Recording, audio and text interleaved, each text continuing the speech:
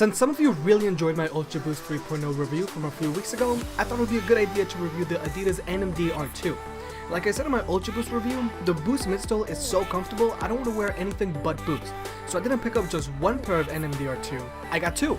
Seriously, if you've never worn Boost, it's gonna change the way you look at shoes. You also don't have to pay a premium to get Boost. You can pick up a pair of Boost ZG running shoes from finishline.com for $120 with free shipping.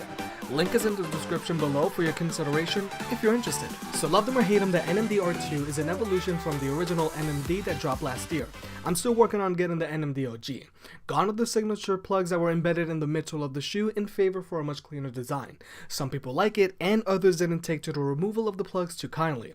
But don't worry, there's still a plug on the medial side of the shoe which is much larger than before, and this plug really helps with the arch support. The outsole of the shoe is colored green, which really tied the shoe together. The outsole on the shoe isn't continental rubber like on the Ultra Boost 3.0, and it isn't as sticky.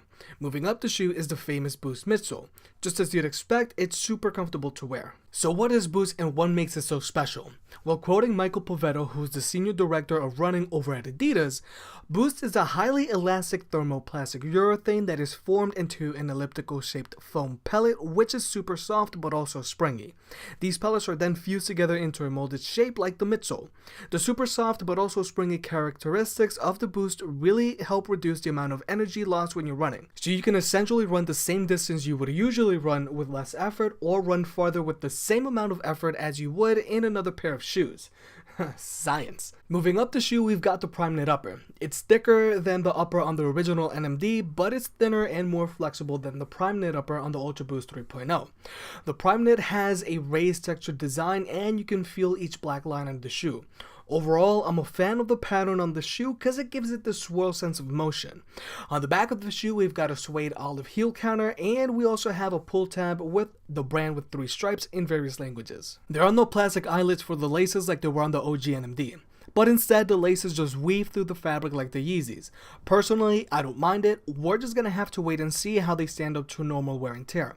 And finally, we got the sock liner, which have always been pretty polarizing with consumers. I'll admit, it did take some getting used to when I first put on the shoes, but afterwards you forget it's even there. So how do they fit?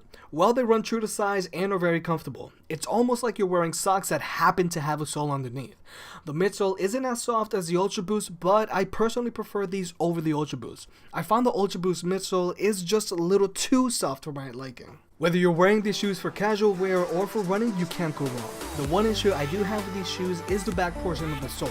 Since it's so long, I always find my heel getting caught on stairs whenever I walk down them. It's a little annoying to be honest, but since they're so stylish and comfortable, I'll put up with it. Remember, you don't have to pay a premium to enjoy the benefits of Boost. You can pick up the Boost CG for $120 on Finish Line.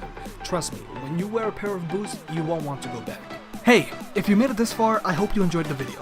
If you could, please high-five the like button, it helps the channel grow. If you like videos like this, subscribe. There are more product reviews and fitness advice videos coming.